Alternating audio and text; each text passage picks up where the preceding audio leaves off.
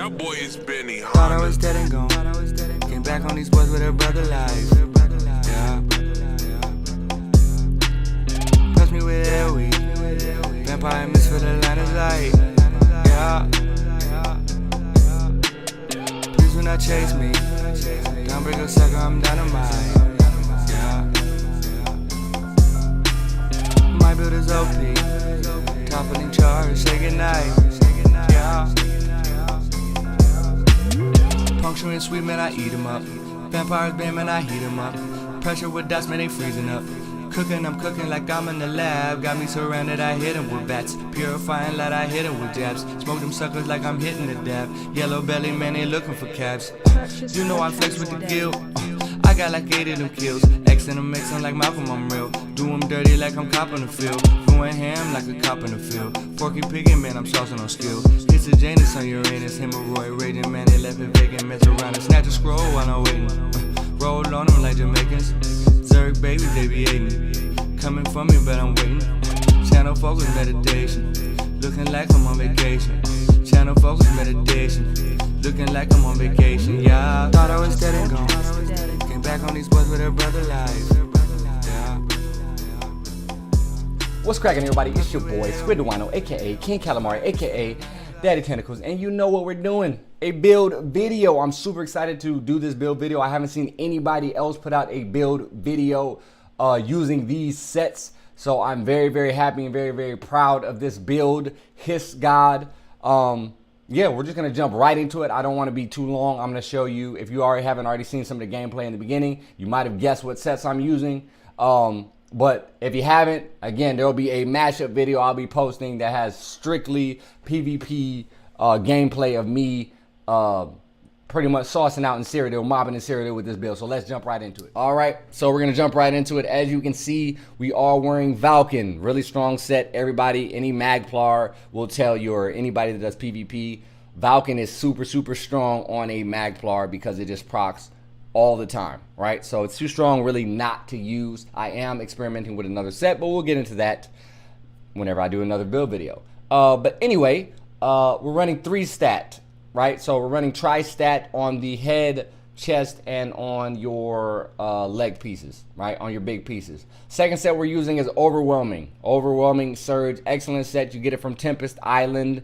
Gives you 2 lines of spell damage, gives you a maximum magicka, and then the fifth item trait is really, really good. When you activate a class ability, 15% chance to surround yourself with a torrent that deals 2,282 shot damage to the closest enemy within 12 meters of you every 1 second for 6 seconds. Very strong. This does get cut in half in Cyrodiil. However, the dot is still really, really strong. The added benefit it has is especially to be noted when you are fighting Nightblades, because it will pull an enemy out of cloak, right? So if for some reason you have a Nightblade that's close to you and you're casting abilities and they just keep cloaking and running from you, as long as you stay within 15 or 12 meters of the enemy, it will prevent them from going back into cloak as long as it's going off. So excellent, excellent ability.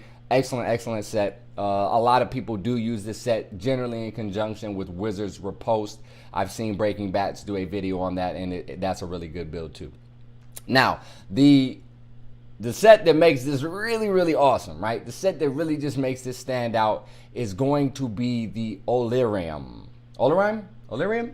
Don't know how to say it. Doesn't matter. It's fire as shit. It's super fire. Okay.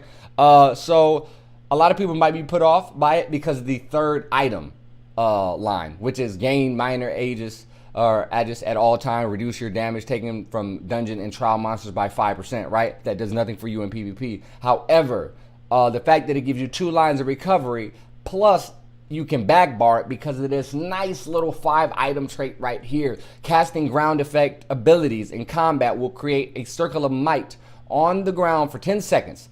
You and your allies in the circle gain major courage for 30 seconds, increasing your weapon and spell damage by 258 for 30 seconds. This effect can occur every 10 seconds. So the circle on the ground lasts for 10 seconds, and you can cast it every 10 seconds. Right then, that lets you know there's no downtime. The thing about this that's even better is the fact that it lasts 30 seconds. So you can cast it and then move around, and then if you need to cast... If you need to, for some reason, cast it again, you can, but you won't need to cast it for a whole another 30 seconds. I generally will recast it just to reposition that ability, right? But I mean, this is extremely strong, and I feel like this set is slept on. And I wouldn't be surprised if a lot of people start using it, especially after seeing it in Cyrodiil. If people start using this build in Cyrodiil, I mean, it's extremely strong. I'm going to show you kind of what I'm talking about here. All right, we're going to buff up real quick, see what we're looking like for stats. All right, get it down there. Get minor and major going. Got weapon damage proc up. 4,393 spell damage. So really strong. Let me get rid of these guys. Really strong, right? And so now we're considering we have 4,393 with the weapon damage proc. Included with that damage, you have to include Valken Scoria for burst. You can also include the dot off of overwhelming surge. So we're talking about a lot of damage on a Magplar, right? That is a lot of damage on a Magplar. If you find you're dying in Cyrodiil, I recommend swapping out overwhelming for Wizard Riposte. It still will give you a line of spell damage. You'll lose the dot, but what you'll gain in return might be better, right? So you'll get minor maimed anybody that hits you with a critical attack. So that's also another build that I've been playing around with. I really do like that build as well. I just like to push my damage as high as I can because again, Magplars just don't have a lot of burst potential outside of Valken and Power of Light. Now, if you feel like recovery is too low, I am wearing I'm using all spell damage glyphs, so you can drop a spell damage glyph and run a recovery glyph. I'm running Witch Mother's Potent Brew already, and the Apprentice. If you want to swap, you can swap the Apprentice for the Atronach, which is the recovery Mundus. Again, max magic on everything except for the big pieces. I am using a disease damage enchant on my back bar. Most likely, I'm going to swap that to a stamina glyph, like absorb stamina glyph, because our max stamina is so low on this build. My CP allocation plays an important role in the way this build functions because again, my stamina recovery is generally like a little bit higher because of how I put my CP, because I don't have a lot of stamina to work with. Alternatively, if you don't want to use overwhelming, you don't want to use Wizard Riposte, obviously you can run Shackle Break. That'll give you 2,000 extra stamina, still give you a recovery, Magicka, and a stamina recovery, and a line of spell damage or weapon damage. You get what I'm saying? So it's still really, really strong. I probably recommend that over going Wizard Riposte if you want to play kind of outside the lines a little bit. You want to play a little bit more risky, but you want a little bit more stamina. But again, I'm also running Tori's Pack. You want gold weapons, of course, especially on your front bar. My back bar, I haven't golded these out. Weapon damage proc on the first one. Befouled on the back. Like I said, I'll run Stam, absorb Stam on the back just so I can get a little bit more Stam back on a heavy attack on the back bar. And that's pretty much it. I'm not running any poisons. You can run poisons. You can run Befoul poisons. You can run Escapist poisons. There's a lot of different poisons you can run. I just personally don't really use poisons, at least not on this build. Yeah, but what we're going to do is go ahead and jump into the CP real quick. I'll show you my bar, how my bar is set up as well. Reflective Light, Luminous Shards is not what I run here. I run Toppling Charge. And Puncturing Sweeps, Structured Entropy, Purifying Light, and Dawnbreaker of Smiting, right? So in another video, I will cover basically how I really run my rotation. Simple Magplar rotation. The rotations of Magplar is pretty basic. And back bar, Vampire Mist, it's a must-have on a Magplar until they do something about Magplar mobility, which they probably won't. Total Dark, this is a very, very strong move, especially when trying to 1vx. It can help you even the odds because you can place it on multiple people at one time to get back some health while doing damage to them. They pretty much can potentially kill themselves. Extended Ritual, of course. channel focus for some mag recovery. Honor the Dead, obviously with the nerf of Breath of Life, that's not really good. Anyway, Honor the Dead was better outside of group play, so for 1vxing, Honor the Dead was best. And Devouring Swarm over the Shield Ultimate. You could go with even maybe the new Ultimate off of the Sijic line, which is Undo, right? So I haven't unlocked the full line for that. I've heard that's pretty good. I still prefer the damage that I get from Bat Swarm, especially when you have a lot of people jumping on you. But we're going to jump into CP at this point. All right, I am not max CP, but this build still performs well. As you can see in the beginning, I did show you some clips. I'll show you some clips after of how well it performs in Cyrodiil or in the next mashup video. We'll start with the Apprentice. 19 in Blessed, 29 in Elfborn, 43 Elemental Expert, 35 Spell Erosion. In game, I'm gonna get this. The goal is to get this to 15%. Master at Arms 10%. The reason why I get that, even though Templars don't have a lot of direct damage, Power of Light directly is influenced by Master of Arms, and this is our form of burst. So I would definitely suggest at least getting that to 10%.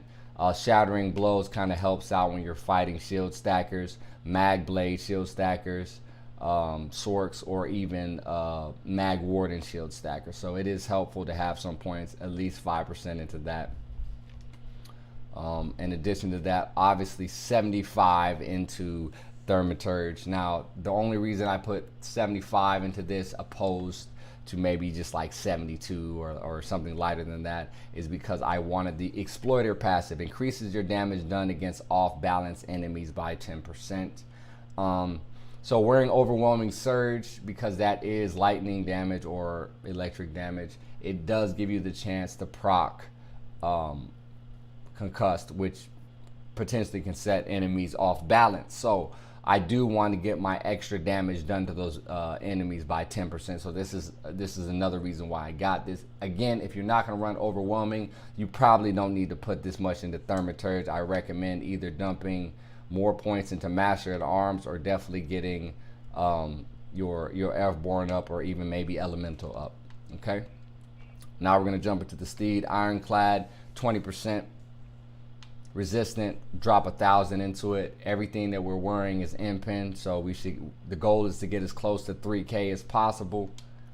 Let's go to Lady. Hardy, 10%.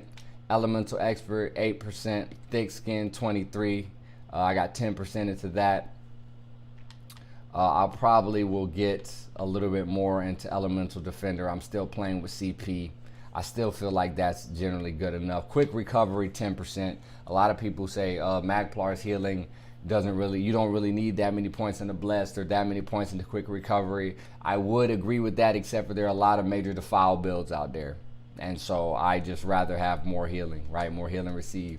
So if you feel like you don't need that much, cool, but I can tell you in 1vx situations, you want as much healing as you possibly can.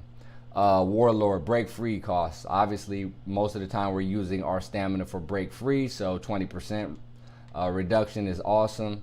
Arcanist, 12%. Mooncalf, 10%. So some people might say this is high. I don't think so, especially not for me, because I'm running less than 15k or 14k stamina, so I need as much recovery as I can get. Again, Tenacity, 5%. That's going to help me back with my heavy attacks, getting some more stamina back because of the low stam pool. Shadow War gets me at 20% for block costs. I don't have anything into Tumbling. I did put 5 into Befoul just in case I decide to run Dark Flare. Occasionally I try it out. I don't like it all that much, but it is nice to have, so I do. It only costs 5 points to get to 5%, so you know, you don't really roll dodge that much with this build. It's not really, you shouldn't be roll dodging. Before you roll dodge, I would highly recommend Vampire Mist. Right? There's more situations where you'll need to roll Vampire Mist than roll dodge. right? And that pretty much clears up the CP. So I hope you like the video. Like I said, I'll be coming out with another mashup. If I haven't already put out a mashup, I'll be doing it the next week. The more I play around with this build, let me know what you think about the build. Let me know if it works for you. And yeah, until then, see you when I see you. No, we don't play games, except when we play games. Well, now, finessing my campaign. My squad in the party, you know that that's gang gang. Oh, you see my KD, I'm not talking KD. Well, now, we not on the same team, you not in the same stream.